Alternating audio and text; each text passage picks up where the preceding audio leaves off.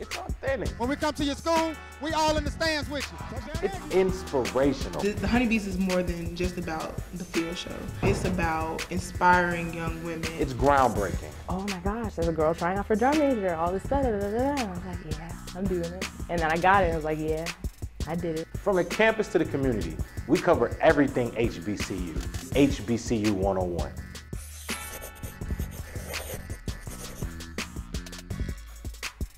Welcome to HBCU 101. I'm your host, Jaleel Thurman. HBCU 101 is a show that will take you all around the country, give you an inside look at what's happening at HBCUs, and give you a taste of that HBCU flavor. Coming up today, we're gonna talk seats with Dre Martin from HBCU Night, and coming up a little later in the show, we're gonna take a look back at the exciting matchup between Southern and FAMU. But first, let's see what's good in the hood with our HBCUs. Hey, thanks, Jaleel. Here's some news that you can use on some of your favorite HBCUs. You remember back in May when Robert F. Smith said he would pay off the student debt for the entire graduating class at the Morehouse commencement. Well, it is official now. The chairman and CEO of Vista Equity Partners has donated $34 million to the new Morehouse College Student Success Program. The Student Success Program is an initiative put together by the Board of Trustees in light of Smith's historic announcement and donation. Sticking inside the AUC, Clark Atlanta graduate and owner of the Slutty Vegan, one of the hottest restaurants in town, Pinky Cole, she has helped pay off the debt of 30 seniors at her alma mater. The restaurant owner was inspired by a student who set up a GoFundMe campaign to pay off his debts, and she took her altruism a step further. The NBA season is almost here, but Hoops superstar Chris Paul found the time to make a quick assist at North Carolina A&T State University before training camp begins for the Oklahoma City Thunder, his new destination. Paul partnered with Harvard Business School professor Anita Elburse to conduct a sports, media, and entertainment class demo that discussed case studies in those respective fields. Paul was inspired to bring the class to an HBCU after he attended a similar session at Harvard University with, get this, LL Cool J and Channing Tatum. Well, that's what's good in the hood with our HBCUs. Back to Jaleel Thurman and more from HBCU 101. Some know him as Seats by Dre, while others know him as promoting diversity and inclusion nationwide. HBCU 101 is excited to talk seats with Howard Executive MBA, founder and executive director of HBCU Night Incorporated, Dre Martin. Yo, Dre, first and foremost, welcome to the show. Pleasure to have you. Thanks for having me, man. This is dope. Y'all got everything going good out here, man. This is a dope setup, man. Cool. Hey, man, you know, you got a Bison Nation, Tiger Nation in the building. It's a half little bit. Grand Fam, half Bison. Okay. So look, Grand Fam, right? You know, that's where you did undergrad, but you're from Connecticut. Yeah. So Connecticut, Louisiana. Mm-hmm. So many different HBCUs, so many different stories of whatever university you could have chose. How did you end up at Grambling? That's a good question, man. I ended up at Grambling because I left, once I graduated high school, I left Connecticut because I was, my aunt told me to come, do some college touring with her in the South. Okay. She was like, we need to have you check out some HBCUs. Okay. I'm like, all right, it's cool. I mean, I had my mind on a couple of schools, but I was like, let me see what she's talking about. So I moved to Texas, to Dallas with my aunt and my cousins.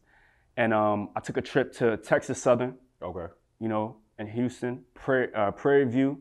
Then we did Texas A&M, but then we went to Grambling, was the last stop in Louisiana. Okay. Man, I fell in love with Grambling. My first visit.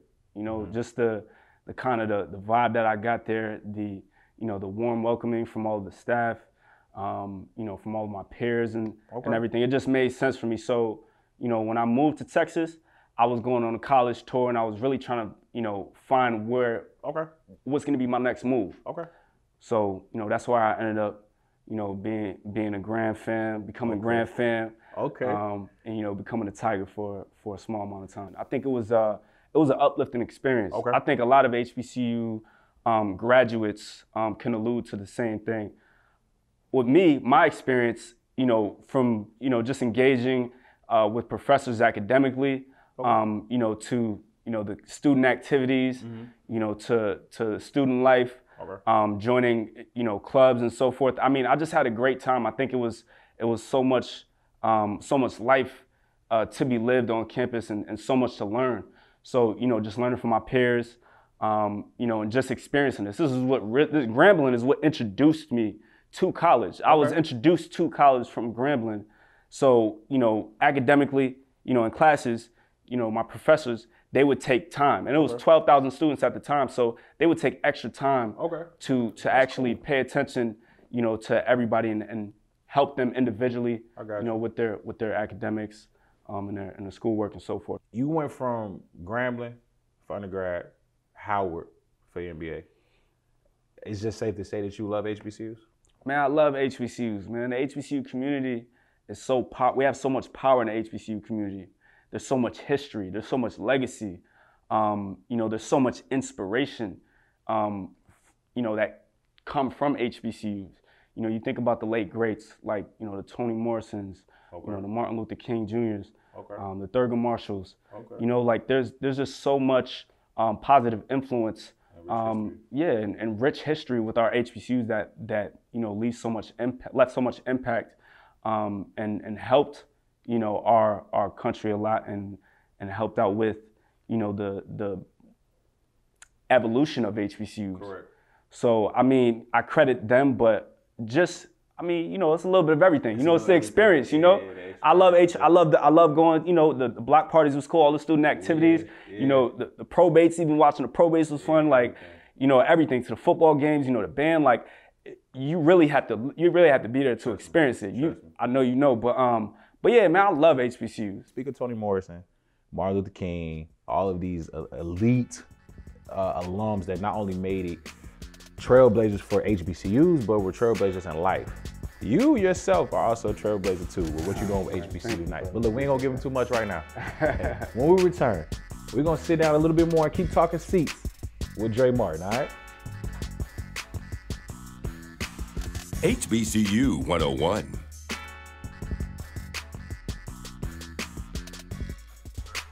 Welcome back to HBCU 101 on Aspire TV. And I hope you're still in your seat, because you know why? We're about to talk seats with Seats by Dre. Dre, listen, you've been doing amazing things within the HBCU space, then the NBA space, before you even took these new HBCU seats. Let's talk about that. With what you're doing with HBCU Night, I think that's amazing. From NBA games to Google to, I know you got some other stuff cooking. Yeah. Talk to me. What's up? Yeah, man. I mean, I just feel like, when I did a little soul searching to figure out exactly, to identify what my purpose was, like how I was gonna fulfill that purpose, and it was simply just to be an advocate for HBCUs. Okay.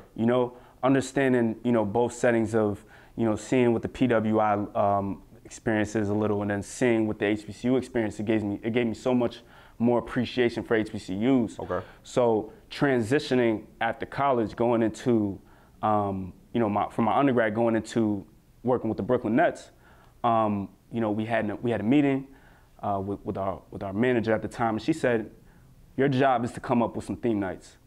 And I was like, you know what? I think I have an idea of what I want to do. I just, I think it's something that can, create some impact. Okay. And, can really make a difference and kind of help create awareness for HBCUs. So from there, pitched HBCU Night. It really, was received very well the first night, but leading up to it, I think what really made me so passionate about it is the fact that I had an idea of like, all right, let's create something as a multifaceted initiative. I know the NBA was doing African American Heritage Nights, and other alumni nights geared towards specific alumni chapters, and alliances of that nature. But I was like, you know what? I think what the NBA needs to identify, I think we need more awareness for HBCUs. So let's create a multifaceted initiative that's going to be an opportunity for prospective college students.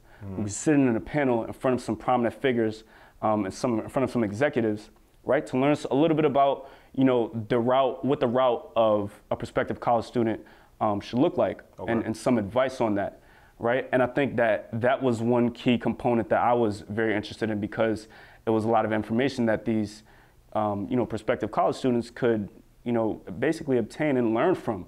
So in addition to that, you know, with the college fair, obviously everybody knows college fairs. Yeah. You know how it is. It's a win every time, man. You put you put up a variety of different HBCU tables out there. You know, from working with like a Thurgood Marshall, a Sean Carter Foundation, you put so many different, you know, tables out there that can really come and help students learn about more opportunities to take that next step with faith. Into the direction of applying for an HBCU. It was amazing. So the college fair was you know, something that's been a success.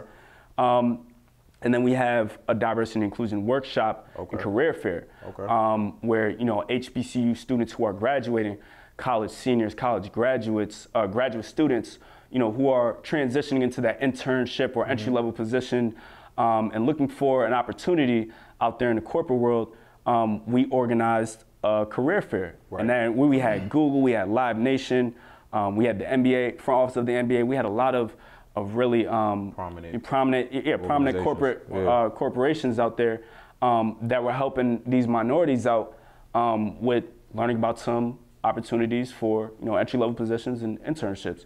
So that was another one. And then the mixer. You know, the mixer is where it gets fun, because obviously, you know, the sole purpose behind the mixer is really to create an opportunity to let these alumni associations engage into a fundraiser opportunity to raise funds for scholarships, whether it be endowment, because that's important, right? And, you know, all these different, you know, opportunities where you have, but then, you know, you can come and celebrate with some soulful music, with your HBCU alum, with your Greek fam, you know, and HBCU pride. When you get the whole HBCU community together, it's crazy. It's like a family reunion. It's a family reunion. It's the cookout on 1,000. So yeah, we, you know, that, and then the live entertainment component. So, you know, just associating everything together, I think what we had is a multitude of elements that came together and just really created an amazing opportunity for people to come celebrate, have fun, grow, learn, and network. And enjoy themselves, right? And learn about HBCUs, because it also helps other people in the arena learn about HBCUs. When they see, you know, welcome to HBCU Night up on the arena, some people don't even know what the acronym stands for. You know, so that's important. So I think collectively, all of those you know, initiatives together, HBCU Night being a multifaceted initiative, it helped it grow, because a lot of people, you know, are gravitating to it now, right? So it was just a passion, working, you know, with the Nets. Then, you know, even when I worked at Live Nation, that's when I was at Live Nation selling, you know, over 40 venues for tickets. I was still talking seats for Live Nation concerts, but at the same time, I knew my passion was for HBCUs. So now I transitioned, and you know, but I didn't take my eye off of, or my focus off of what I really wanted to, which was creating HBCU Night Incorporated behind HBCU Night. Right, which is the nonprofit, and even that, this year alone, you've been to about 4 or 5 different NBAs. Houston, Atlanta, Chicago, 5 different teams. LA. And New York, and then you did a couple Google events and all of that. So I know next season is gonna be crazy. You can't give them too much right now. I can't announce that for you. You can't give them too much. I can't announce that. Too much right now. Too much. But real quick, in one word, what can we expect from Dre Martin at HBCU Night? Impact. That's what we're gonna leave it right there. Impact. We ain't gonna give them too much more. I just want to say impact, because, you know, to really bring a 501c3 and create, you know, something that's geared towards an HBCU community, I think that's you know, what everybody's looking for. They're like, all right, this is cool. We see everything looks cool. We see the mixer. We see everything is looking cool. But how do you identify the metrics? Like, what is the outcome for this? I got you. You know? So I think is the impact, and that's to increase the attendance rate for all these games. And everything. You know, at least by 20% until filled capacity at each venue, right? Right. And then, you know, more importantly, to see what that conversion rate of, all right, how many students that attended are going to HBCUs? We've had some amazing success stories with, you know, with some people who are families. Like I had, you know, someone who attended A&T at the Brooklyn HBCU Night on February 8th, telling me her brother was going to be at the panel on February 9th in Chicago. Oh wow, that's crazy. He ended up going to Hampton. Okay, that's crazy. So you know, it's a lot of you know, amazing things that are going on. But I think the most important thing that everybody takes from HBCU Night, and what I want everybody to come together as a village, as an HBCU community, is we need to help each other with setting up opportunities for youth from the lower socioeconomic areas, right? Because a lot of these kids don't even have resources in their communities due to the income status of you know, where they are in their residence or in their communities. Okay. So that's very important. And then yeah, impact, man. We just want to see how many students are going to HBCUs and so forth. So say no more. Say no more. Hey, my man. Hey, listen, America. Drake Martin in here talking impact. He's talking influence. He's getting crazy with it. But listen, when we return, you know what time it is. It's time to play I Got 5 on it. So when we get back, Dre's gonna play I Got 5 on it.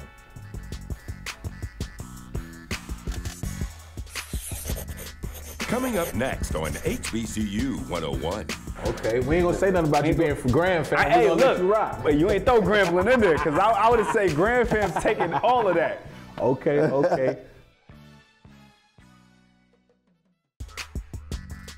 Welcome back to HBCU 101 on Aspire TV. You know what time it is. It's time to play I Got 5 on it. Dre. So I got 5 on it. I'm gonna ask you a couple questions. It's gonna be this or that, and you're gonna say I got 5 on, boom. You got it? Let's do it. Let's do it. I'm gonna go light with it right now. We're talking HBCU bands, all right? We're going to the Sonic Boom at Jackson State, or we're going with the Human Jukebox at Southern University. Man, both bands come with a pack of crazy sound. Okay. Well, I'm gonna say what the decision I'm gonna go with, and the band I'm gonna go with, the Human Jukebox. Man, I got to. I'm just saying they. Okay. We ain't gonna say nothing about you being for Grand Fam. Hey, look, let you rock. But you ain't throw Grambling in there, because I would have said Grand Fam taking all of that. Okay. So, all right. Since you did a little time in Texas, right? Which yard is more lit? Texas Southern or Prairie View A&M? I'm gonna have to go with Texas Southern, man. Okay. Texas Southern. Okay. Texas Southern is Houston, definitely in the heart of Houston. Right there in the city. Okay. Now listen, since you know, I know where you're gonna go with this, but Bayou Classic this year, we going Grand Fam or we going with Southern? Come on, man. I thought you knew. I'm going GSU, man. Hey, I'm going GSU. I think I give him a little love. Give him a little love. all the way. Okay. Now listen, homecoming. We're gonna talk homecoming now, because homecomings are crazy across the board. You've been from north, south, east, west. It's ridiculous. All right. So boom. I know you done been to a couple of them, but we're gonna go here with it. I'm gonna mess you up right here with it. Boom. Spell House or Morgan State? Man, Morgan State homecomings, fire.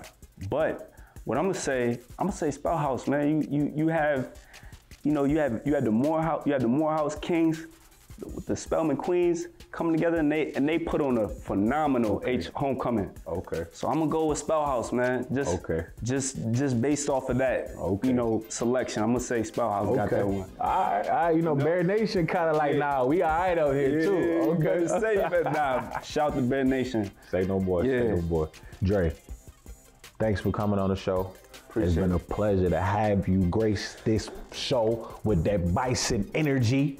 So listen, you gotta make sure you come back and holler at us, all right? Oh yeah, of course, man. This is love. This is the family. This is the energy at the ground level. We gotta stay in tune. So absolutely, man. Anything from my HBCU family, just let me know, bro. Yo, I think that's what's so special about HBCUs is that it's such a large but small community where everyone has the same heart, mind, for moving forward and helping one another, you know, sort of like lifting as you climb. Okay.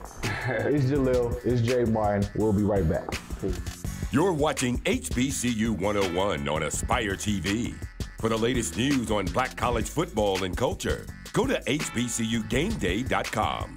We'll be right back. Welcome back to HBCU 101. If you didn't make it to Tallahassee the other weekend, it's okay. I got you covered. Listen, Southern University, the Rattlers at FAMU had such an iconic weekend, we had to send our team down from HBCU Game Day to give us the inside look.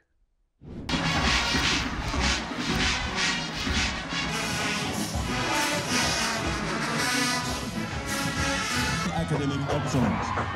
Today, University President Dr. Larry Robinson. Provost.